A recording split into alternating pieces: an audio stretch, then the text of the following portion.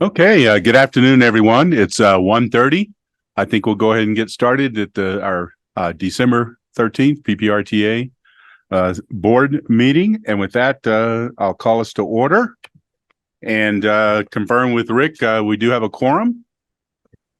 Yes, Mr. Chair. We do. And with that, I'll move to item number 2, approval of today's agenda. I'll look for a motion to approve today's agenda. Mayor Dixon. Mayor Dixon. I'll second Mayor Graham. And Mayor Graham second. And with that, all in favor, say aye. Aye. Any not approved? I hear none. With that, item 2, today's agenda is approved. Moving along to item number 3, I'll open this time now for public comment for items not on today's agenda. I'll check again and see. I see no one in the audience for public comment. I'll look to see if we have anyone online. Mr. Chair, we don't. I'll ask anyone online to please use the raise hand function. As we wait for that to happen, I'll just let you know we did not receive any submitted public comment. I see no hands raised, so I think you're good to continue. Thank you very much. With that, I will close public comment. And with that, move on to item number 4, approval of the minutes of our November 8th meeting. I look for a second to approve the minutes.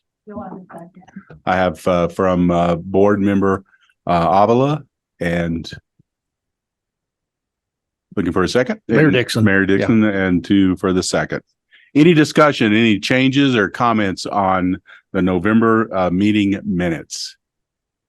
I hear and see none. With that, all in favor say aye. Aye. Any opposed? I hear and see none. With that, our minutes from our November meeting is approved. And subcommittee minutes from the November 3rd meeting that we had. And with that, that was, and I'll turn it over to Rick to remind us what we had on the subcommittee meeting. Mr. Chair, per board policy, the subcommittee meetings are special board meetings. So that's why the subcommittee meeting minutes are on your agenda for approval. That is correct, because we met and at that point in time, I think we decided on some CAC board members at that time. We did not fill all of those that we discussed in our November meeting. With that, I look for a motion to approve the subcommittee minutes from the November 3rd meeting. Yeah, Mr. Chair, so moved. Second, Mayor Dixon. Okay, I have from board member Donaldson and Dixon. And with that, all in favor say aye. Aye. Any opposed? We have none. Item 4B, the subcommittee meeting minutes are approved. All right, moving along to item 5, Citizen Advisory Committee monthly report. And Jim Godfrey is online to give us that report. Welcome, Jim. Thank you, Mr. Chair, members of the board. Sorry I couldn't be with you today. I've got a little medical issue going on. So let me quickly go over the Citizens Advisory Committee monthly report.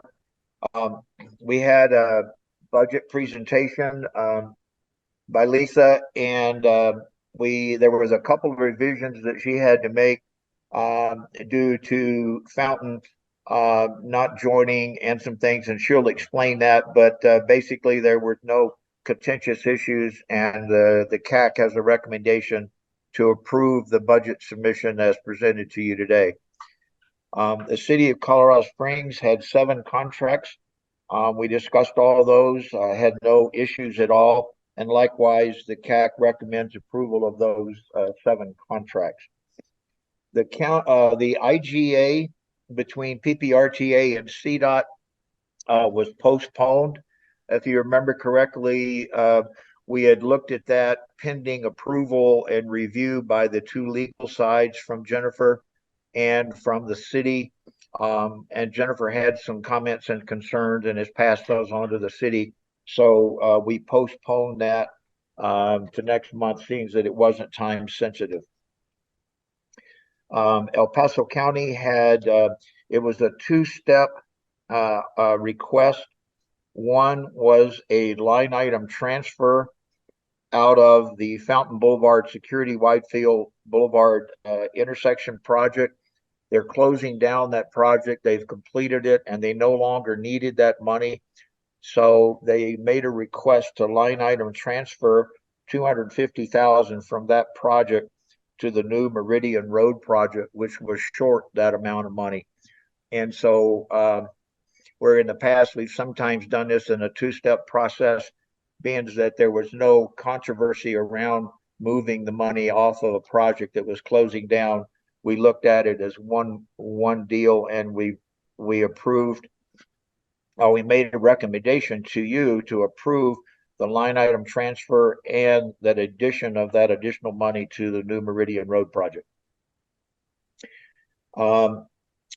The City of Manitou Springs project, that is to be postponed and sent back to the CAC for review, and that can be discussed during your meeting, but we support that move. The City of Colorado Springs Transit gave a great report, and really nothing else on there. The great quarterly report from all the member governments. Again, I just like to point out the fantastic job that the member government staff do in providing that report.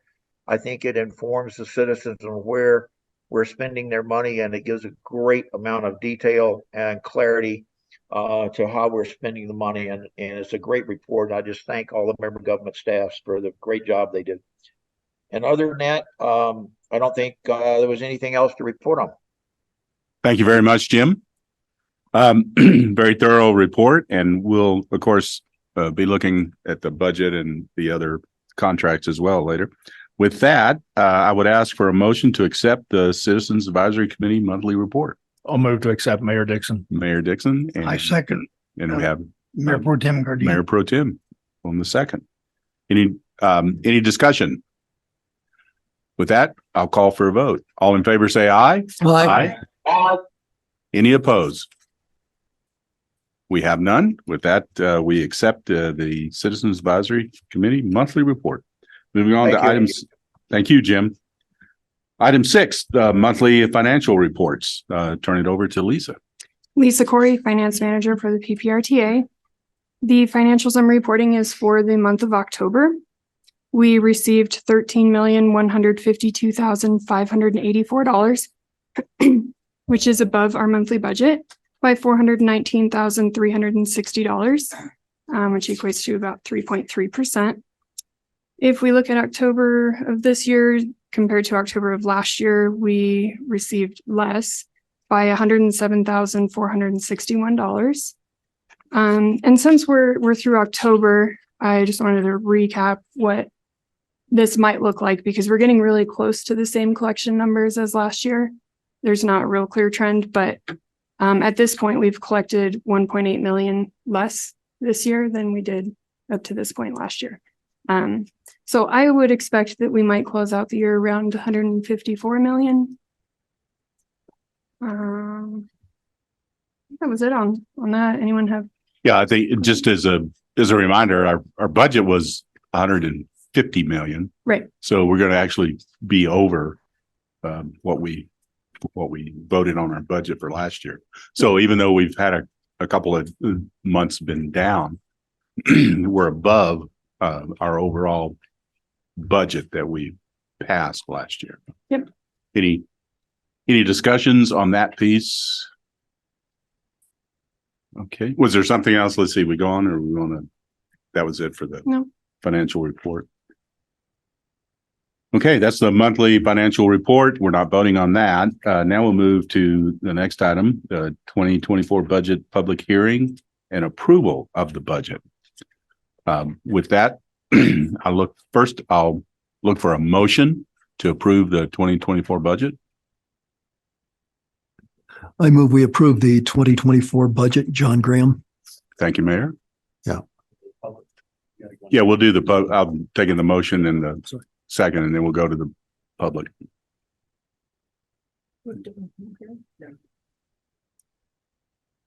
All right. I'm sorry, did I get a second on that from anybody? I think now everyone's looking at me because I started to talk. No. I was just going to say we need to open a public hearing, but it sounds like Yes. you're taking a motion. Motion then a second, then open the public. Then you're going to open a Yeah. public hearing, Yes. which is also fine. Yeah. As long as a public hearing is open. Yes. I'll Okay. second. Okay, thank you, Board Member Williams. With that, I officially open the public hearing. I'll look to my right and see if we have anybody in our seats that wants to discuss the 2024 budget for PPRTA. I hear and see none there. And again, I will ask for those online to want to make public comments for our 2024 budget. I'm not seeing anyone. Anything in the comments? No, sir. No. I'll give it another second to see if we have any public. Okay, with that, I will close the public hearing. Public hearing is closed on the 2024 budget. And with that, I'll ask for any further discussion back up here with our board members, our directors. I see and hear none. I see and hear none up from online with our directors online. Okay, with that, I will call for the vote. All those in, yes, Jennifer. The motion needs to be to approve the budget and appropriate the funds, or you can do it separately. So Can we do it in one vote? Yes, we need the motion maker to amend the motion to approve the resolution adopting the budget and the resolution appropriating the funds. Okay, I was the motion maker, so I so move. That is to do the resolution both to approve the funds and the resolution to release them. To appropriate. I stated it Yes. appropriately. Appropriate. And I was the second, so I will second the amended motion. All Okay, right. we have the amended motion to both approve and appropriate, and we have a second. Any further discussion? I hear and see none. All in favor, say aye. Aye. Any opposed? I hear and see none. With that, our FY 2024 budget is appropriated and approved. So very good. That was item number 7. Item number 8, our 2023 capital maintenance and public transportation contracts. First up is City of Colorado Springs.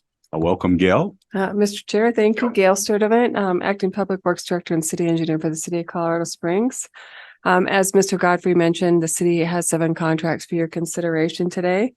The first contract is for the I-25 Ramps Nevada and Tejon Corridor Improvements Project. This is a PPRTA A-list project. There is a map included for the project location in your packet. A couple months ago, we did bring the initial contract with SEMA Construction in our general contractor, construction manager, construction contract mechanism. We did go through an RFP process to select them. This is their second release of funds. This one is to purchase long lead items.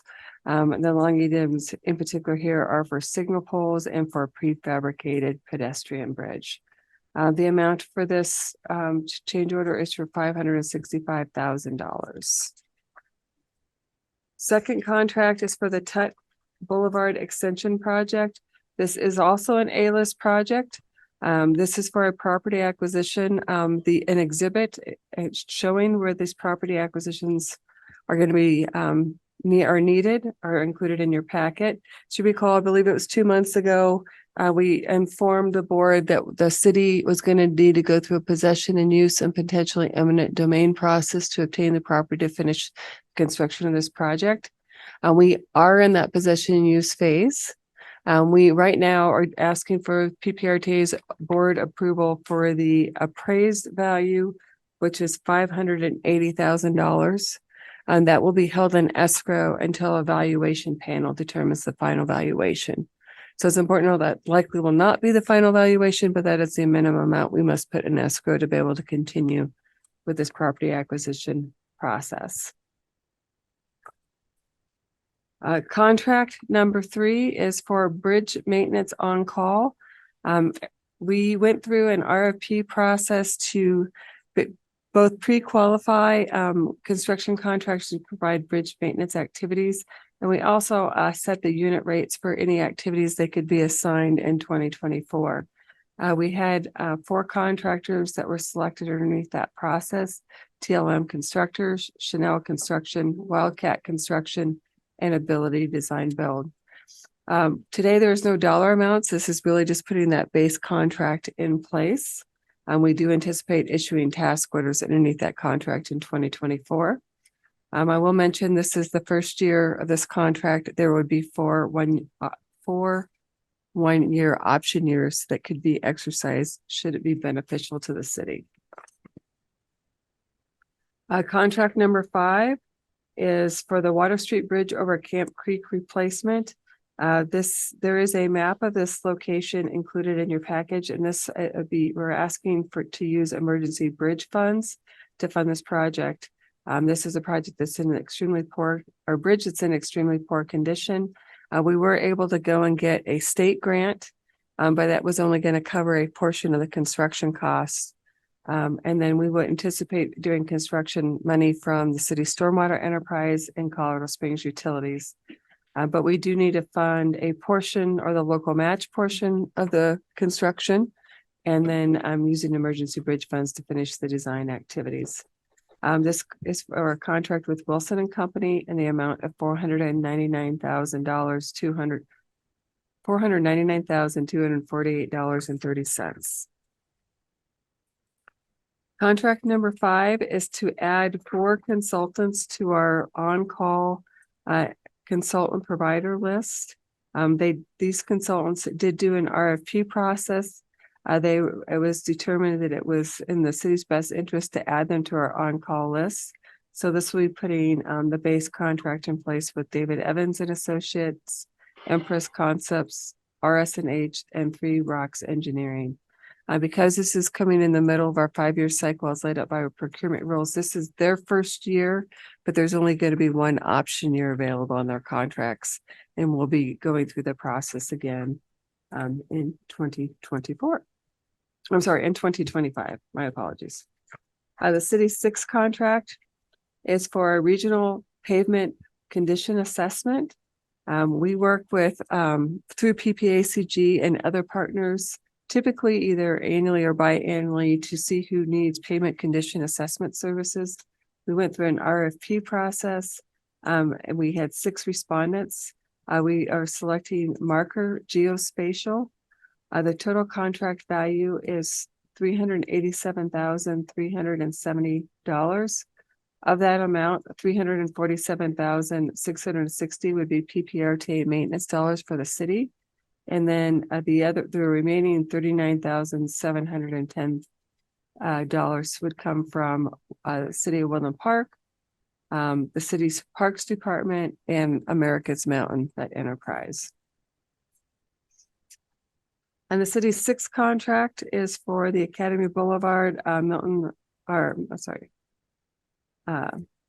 Boulevard to Milton Proby Parkway. This is a PPRTA A-list project. This is the map of the property. This is for a property acquisition. A map of the property is included in your packet.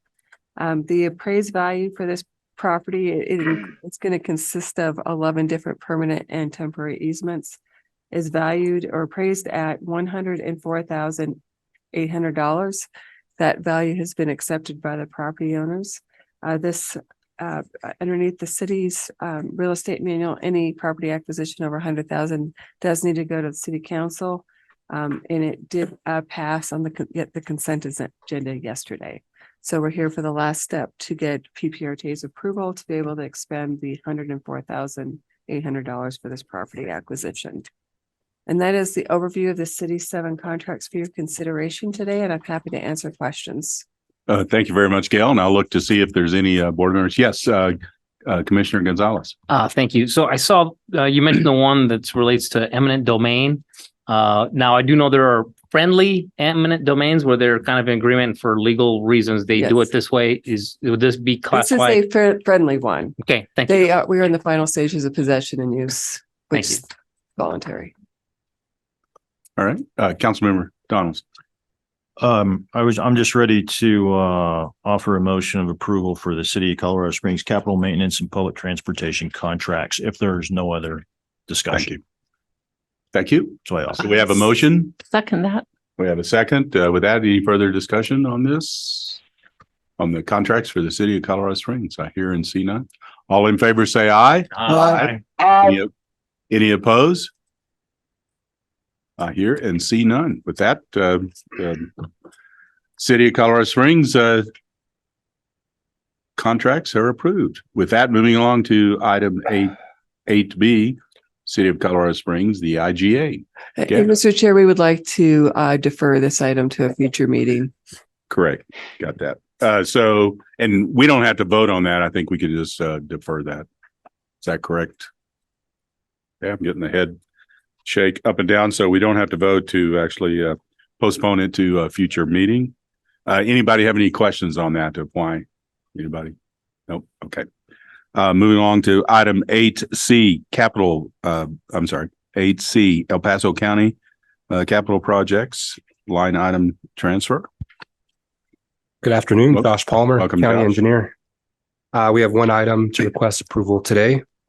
There are two components of the request. One is to increase the budget for the Fontaine Security Widefield Boulevard project by $250,000, and we would achieve that by doing a line item transfer from the New Meridian US 24 project, which is in the final stages of closeout. So as was mentioned previously, the project is completing on US 24. There are unspent dollars, and we would request to do a line item transfer and then increase the budget for the Fontaine Security Widefield Boulevard intersection project by the same amount. Okay, I look for discussion on that item of the transfer of the money from one project that is closing out, that has the excess funds. Correct. Over to the project that needs the funds. Yes, Commissioner Gonzalez. I was just gonna make a motion to approve. Great. Motion to approve. I'll second that. And Commissioner Williams second it. Any further discussion? Okay, all in favor say aye. Aye. Any opposed? I hear and see none. With that is 8C is approved. Thank you. All right, item 8D, we want to, as I understand it, we want to postpone that and refer it back to the CAC. Is that the recommendation? Yes, that I got Mr. it? Chair, that's the request of City Manager Springs City staff. Okay, any discussion or anything on that issue or any comments? None. With that, again, we don't have to vote on that. We'll just postpone that and refer it back to the CAC. All right, look at that. We're moving along. Item 9A, City of Colorado Springs Transit Services Monthly Update.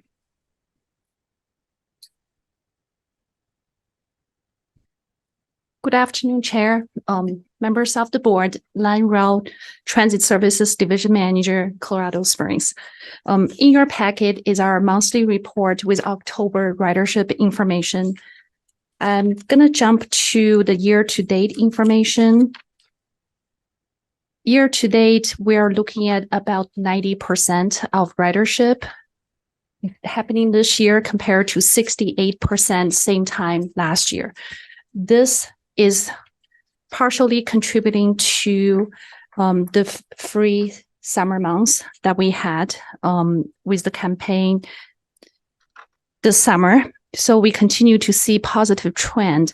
Also, the boardings per revenue service hour information has been increasing. We're looking at right when we went into COVID of 11 ridership per hour. Now we're looking at 12.6 with year-to-date information. Under the transit highlight section, we included a few pictures of our brand new branded ZEP smaller bus. As you recall, last month, I shared some ridership information and the ZEP report, and we did see some decrease in the ridership. We don't know exactly what's causing that, but some of the factors that we considered, and one of them is it's difficult to identify those smaller buses when we use the retired Metro Mobility white vans. So we have worked with Downtown Partnership to basically use the same design that we had with those larger buses, and we're putting them working with our contractors to paint these buses and have the same design so people can identify and people can recognize those are the ZEP buses. Downtown terminal restroom, we were planning to open the bathrooms last week on December the 7th. However, a couple days before our planned reopening date, we discovered there was a drainage issue. We are working with Colorado Springs Utilities on this work, and we're hoping this will be cleared out in the next coming weeks. We will report back, but we're really hoping that we can reopen the bathrooms at downtown terminal this year. However, what we were able to do on December 7th was we were able to decorate our downtown terminal and held a little rider appreciation event at the terminal, handed out hot chocolate and some goodies, and showed our appreciation to our riders. Metro cards, we received some reports in the last few months of issues when people use their Metro cards. We were able to narrow those down to 7 buses, 7 readers, and our maintenance contractors have been connected with our vendor with mobile application, and they're working on solving those issues. With that, I'm happy to answer any questions. And also, I'm going to hand out some stickers that we will be distributing to our customers, encouraging people to ride the bus over the holidays. Thank you, Lan. The only thing that's pretty obvious last night, many of us probably saw the news article about the bus driver who had the potential CO2 poisoning, and I was talking to Lan about that. I think if you want to just mention that we're having a third party do an investigation on that, is that correct? Sure. There was a reported incident a few weeks ago that a driver felt sick while driving the bus. The bus was on the way back to the yard. We received the report the next day from our contractor, Transdev, and they had elevated the situation to their corporate, and their corporate is doing their independent investigation. So the investigation is still ongoing, but at the same time, in the meantime, Transdev also hired an independent third-party inspection contractor to inspect those vehicles in question. We pulled the vehicles on the same day when we discovered the incident, put them out of service, and they tested the vehicle. This particular vehicle in question was reported with 0 reading. So that's the extent of the information we have. We're still waiting to hear more from our contractor Transdev once they complete the investigation. Thank you very much. Any question? Yes, Councilmember Donaldson. Lan, thanks for the report. I've asked this a little bit in the past, but I'll just ask it again. Like when we're comparing these months to previous years, we've added lines and we've added buses to our service, right, over the years. Yes. So we're not exactly comparing apples to apples because I don't know what the difference is in the number of buses or the number of routes, but we could actually have a decline in ridership on the ones that were there 2 years ago, but we've added in more buses and more routes. So on this, bar graph, it shows more people. Do you have it like in your office where you can look at it? Hey, let's just compare apples to apples. Let's look at the same routes we had back in 21 and compare how we're doing now. Are you able to do that? I think we actually provided a similar report around same time last year, because we kept saying, okay, our ridership, this is the trend that we're looking at in terms of our ridership. Is that really apples to apples comparison? I think we were able to look at the routes that had the same hours. We did do that comparison. I think as of December last year, we were looking at about 72% ridership coming back compared to pre-COVID. We can take another look at a similar report. I also want to point out the boardings. What you said is absolutely correct, because when we add more services over the years, we have restored all the services that we cut during COVID. And at the same time, we added more services thanks to the Right. revenue that we collected. So we're able to put the more services on the road. So when you look at that boardings per revenue service hours, that is one effort trying to capture apples to apples comparison. How many people are riding per bus hour that were in service? When we had the biggest cut during Great Recession, our ridership per hour was pretty high. Our fare box recovery ratio was really high at the time. We were looking at 25 boardings per hour. Because we only kept our core highest efficiency routes during those core areas.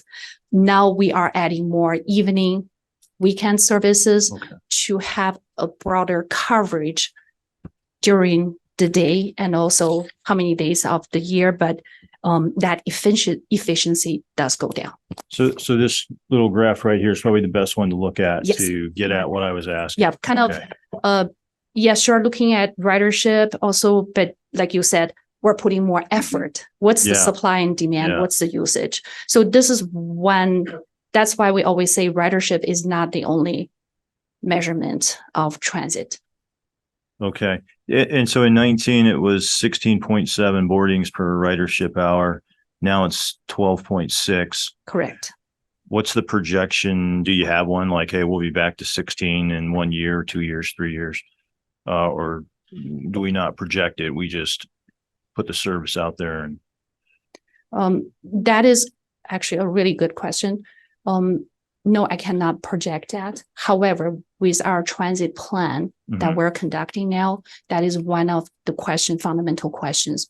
Are we looking at more efficiency, more frequent services? So we're capturing more people within that hour, or are we spreading the peanut butter and the resources that we have to cover outer areas of the city? So that is one question that we are really the number one question we're looking into is the study. I appreciate that. And it was worth it just to hear you say spreading the peanut butter. I haven't heard that in a while, but I have heard it. Thank you. Thank you. Peanut butter. All right. Any other comments or questions? I don't see or hear any. Lan, thank you very much. Thank you. Okay, moving along to item 9B, City of Colorado Springs monthly change order and property acquisition report. Back over to Gail. Yes, Mr. Chair, members of the PPRTA board, the change order log and the real estate log are included in your packet for your information, and I'm available to answer any questions. Any comments or questions? Give it a moment. Hear and see none. With that, I'll go to item 9C, El Paso County. Josh. Similar to the city, our information on the log and the transaction report are there for your information, and I'm available to answer any questions you may have. Thank you. Any questions on the El Paso County change orders? Okay, back then to 9D, quarterly reports from member governments. Can you believe we're at that point? I'll start at the Mr. President, if I could, yes, I just absolutely. want to say thank you because I see here that it looks like a column was added kind of explaining the change in the change order. Is that right? Yes, and I think it may have just been hidden or something last month, which is maybe why you didn't see that previously. All right, but that's something I had asked for and it's there now. So thanks a lot. However we got it. No problem. That's a great point. Okay, we're at again quarterly reports from member governments. So, Mr. Chair. Yes.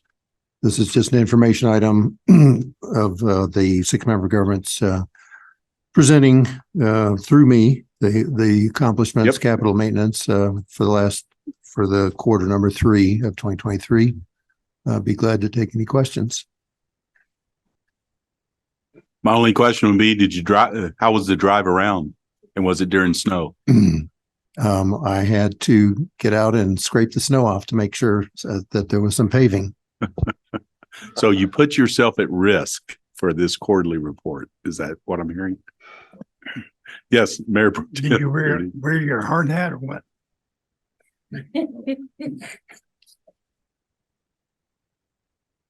All right.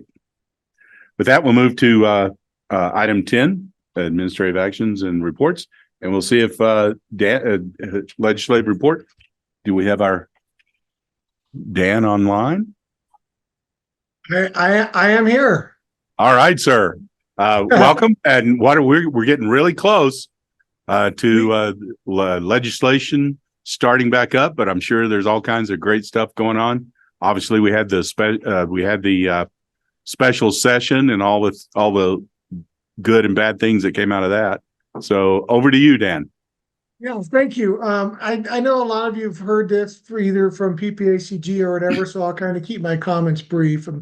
By the end of this week, I will have met with 18 different legislators that are on the campaign trail just this month alone. So we're going to actually interview everybody before the election that's actually running for office.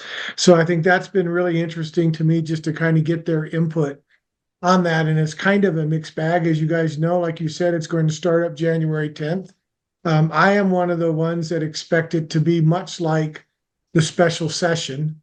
There are a lot of rumors of tax issues, property taxes, things out there. There's a little rumors of sales tax. I think I saw something that might affect us, but I've not seen anything definite or seen any language on that.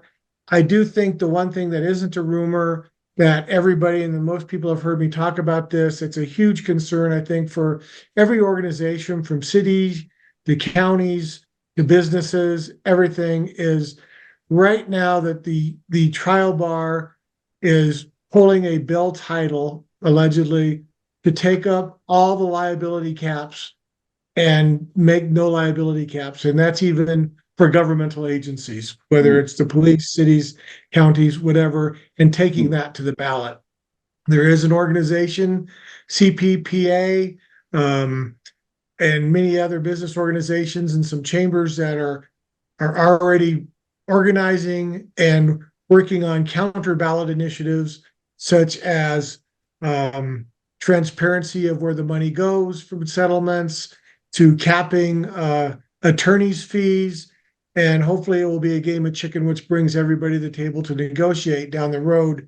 But there's no guarantees of that. Right now, the trial bar is not returning the business community's phone calls and just saying we're going to go to the ballot in November. So I just want to bring that to everyone's attention, because that's an issue that's going to affect all of us on this call and all of the citizens of Colorado if that certainly happens. So that's probably the biggest thing going that's definite and already being negotiated at this time.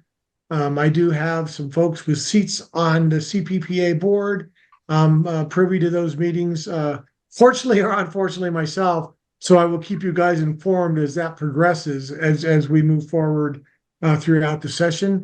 But I expect it to be a fairly turbulent and bumpy session. I've spoken with leadership. They think that the calmer minds will prevail, but I'm not quite sure as we saw that in the special session, unless leadership has some disciplinary things up their sleeve for the folks that are disruptive. So I think, more to follow, but I think it's going to affect all of us on this call in one way or another. And we all need to sort of be hyper vigilant and as to what we're hearing and what we're seeing at the Capitol. I wish I had better news than that, but that's what I have right now. No, that's kind of what I expected. Okay, I'll look to our board members to see if they've got any comments, questions to Dan. Councilmember Donaldson. Yeah, Dan, this is Dave Donaldson. Do you think it would be constitutional to impose like a 95% income tax on trial attorneys? Dave, it's funny you say that. I mean, I think, there is some polling being done right now. There was an original poll out. I don't think this is confidential information because they told me that they pulled that attorney's fee should be capped at 33 1/3, and 92% of the people that answered that poll said yes.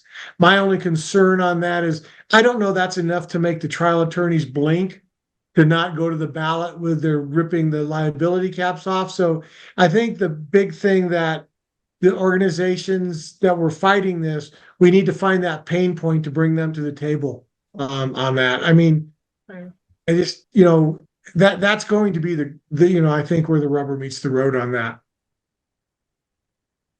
But they're talking about governmental immunity and everything. And of course, there's a long way and there's going to be a lot of negotiations, but everybody on this call will potentially be affected by it.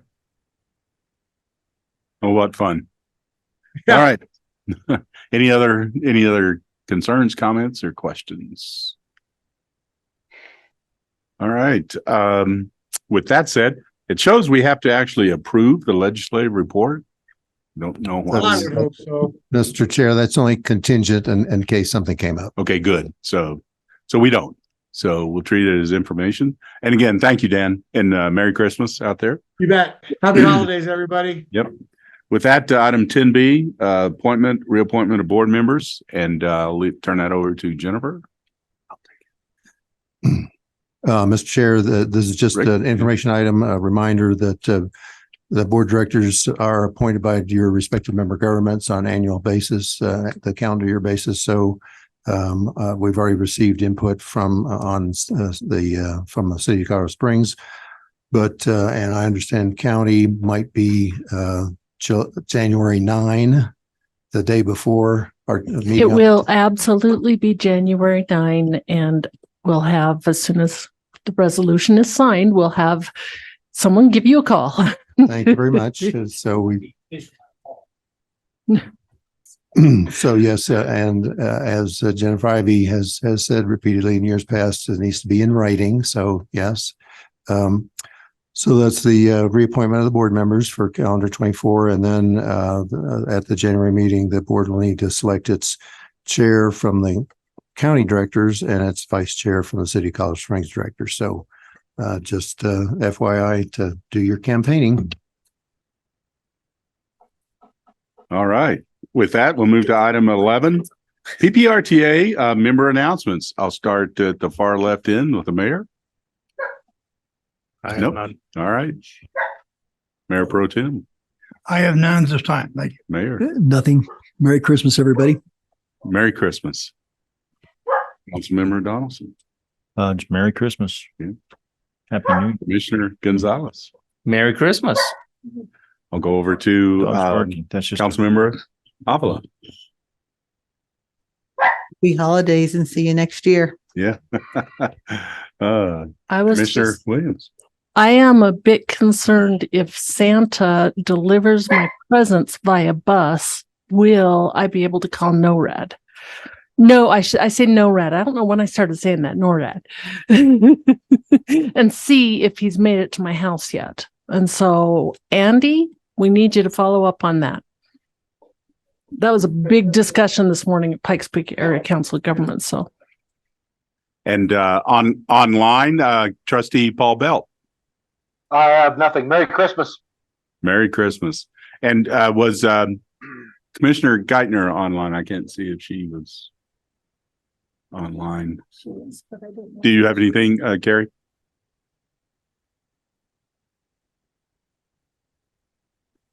And for Carrie Geithner online, anything to report? she has a new oven, so she's busy cooking. Okay.